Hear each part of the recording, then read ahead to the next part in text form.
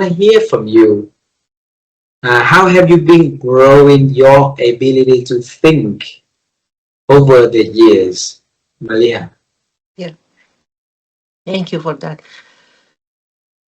I am always eager for learning, and you will never see me, haha, during any time of my life not having two, three courses at the same time.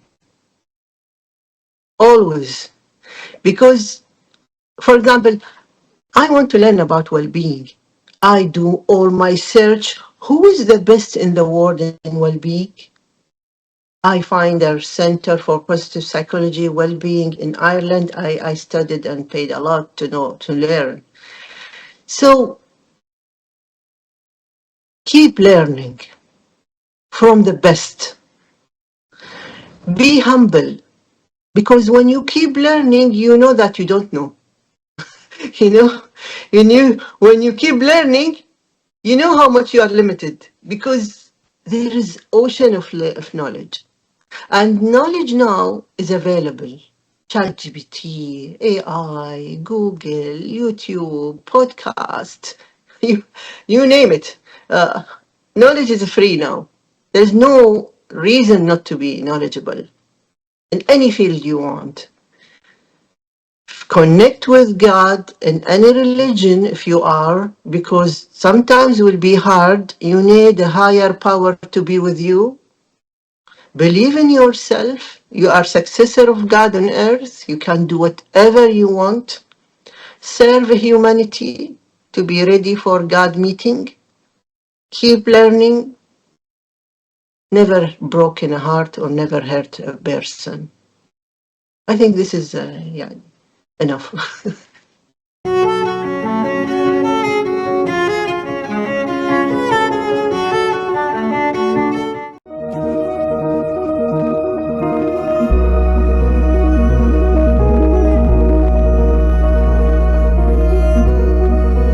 Mr. G. Bing, the big question we want to ask you in this conversation is, how have you been growing your ability to think?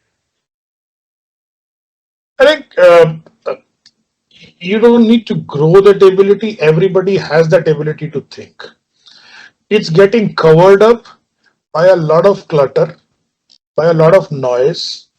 And all you need to do is remove that noise, that clutter, and you will find that thinking will emerge out of you. It's like the Michelangelo structure, the statue.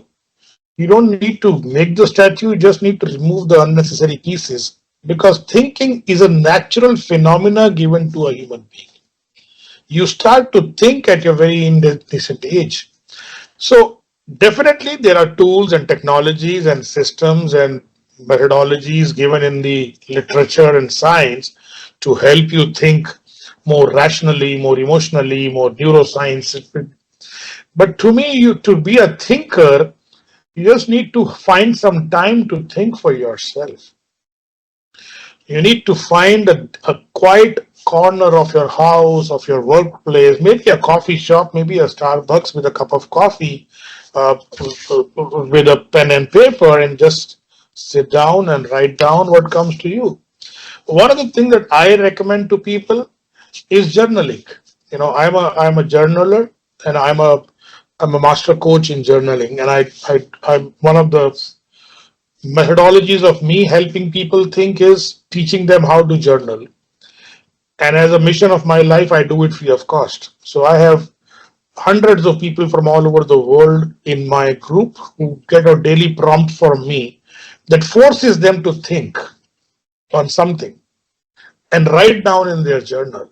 Out of these hundreds of people, even if 10% of them do it, there is a shift in thinking for them. They are looking at one area of their life, thinking about it, documenting it, and moving their brain muscles in the direction that helps them heal, that helps them grow, that helps them express their emotions or feelings that they're not doing to anybody else. So thinking is not complicated. Thinking is simple.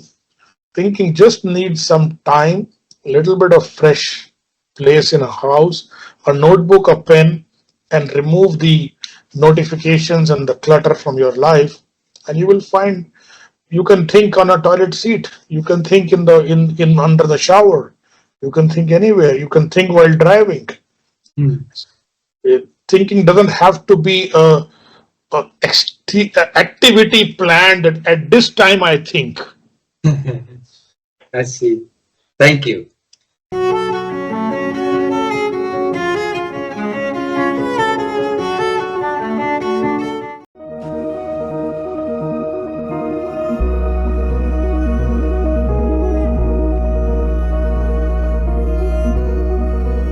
How have you been growing your ability to think over the years, Navid? Yeah, look, I mean, I stay super sharp in this field. I do not assume anything. Yes, I have an international best-selling book on the topic, and that is my coaching topic. But that does not mean that I do not speak and work and am coached by other people in the same field. And so, again, one of the things I've recently started is to deliver a specific training for coaches that want to learn all about my methodology and want to become the most competent transition coaches they could be. And when I was speaking to a fellow coach the other day, he said something that I felt was not really the right thing to say. He said, "Oh, that is so silly of you. You're giving away all your deepest trade secrets." And see, that comes from someone with a fixed mindset, which is like, oh, I'm gonna all keep it to myself, and I'm gonna, just give a little bit away in my book, and the rest is kind of, it's like a Coca-Cola recipe. It's like deep in my safe, and nobody's is going to be able to get to that. I actually do the opposite, because I feel that if you have the mindset of abundance, amazing things are going to happen to you. I mean, I have endorsed 2 other books that are touching on the same topic that were published after my book published. I actually have a slide. I recommend those books to my coaches that are coming to me to learn everything about this topic, because I feel that this is an evolving field, and any perspective that I deem appropriate and helpful is a nice one to add to everything that I have been written up. And so it really is important to stay sharp, stay fresh. I never work with more than 20 or 24 leaders in a year, because that really gives me 1 or 2 coaching conversations a day. I try to look after myself, well-being, nutrition, sleep, exercise. These are all important things to me. And so I try to be at the top of my game so that I can deliver the most value to my clients and their companies at the same time.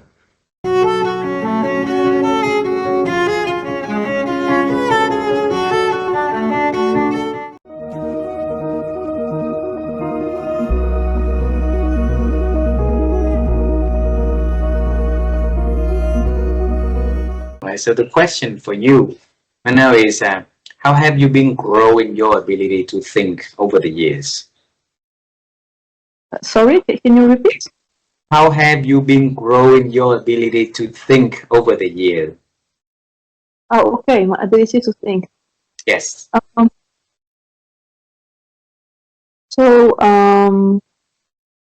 think I'm grateful to many mentors that I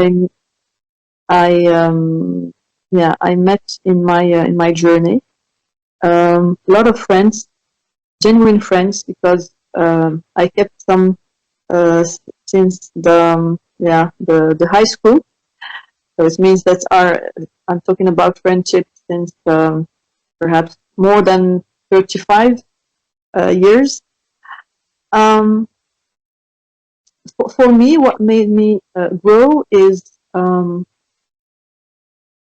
to share and learn from others. And perhaps what changed inside me is that in a period of my life, I was thinking that we cannot we can only learn from people who are experts, who has a very amazing cursus, or who perhaps wrote books and all this. But life's made me know that we can also learn from everyone, even from child. And that is the most that is very it's awesome to see how we can learn even from our children. And there is also a mirror between us and our children. And when we don't feel aware, well, or we are we are spending, or we are going through a stressful period, or perhaps doubt period, we have a beautiful mirror at home if we are parents. If not, all our environments is a mirror. So yes, I trust Gandhi when he said that we need to embrace the change that we want to see around us. Yes, we also need to they say to take in charge the responsibility of the change that we are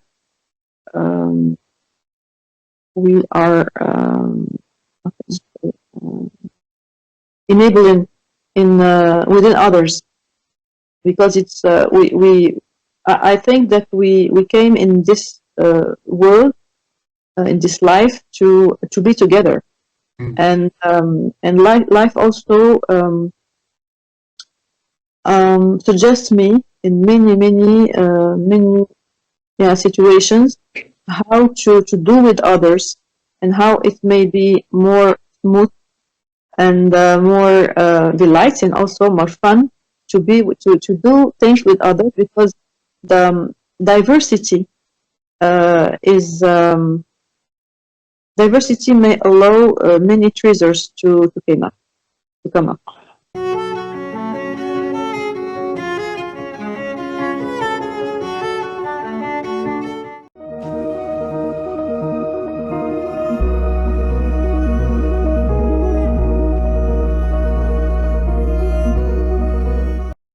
What it comes to me is perhaps don't stop to learn. Never. Don't stop to learn on yourself, about the others, and about everything. Don't stop to learn. Read.